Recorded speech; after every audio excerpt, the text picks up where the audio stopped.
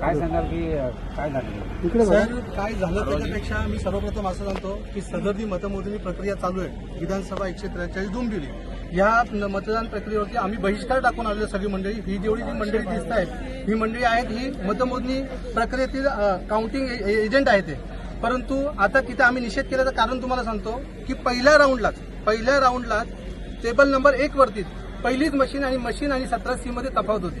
आम्ही ऑब्जेक्शन घेतल्यानंतर त्यांनी आम्हाला उत्तर उडवाउडवीची दिली. आम्ही म्हटलं ठीक आहे, पुढची आपण काही मशीन बघू.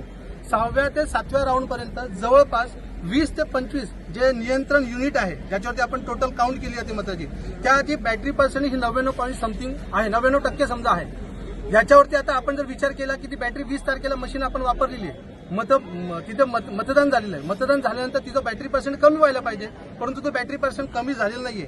आणि त्याची जर तुम्ही टक्केवारी बघितली तर एकूण ज्या काही युनिट आहेत 285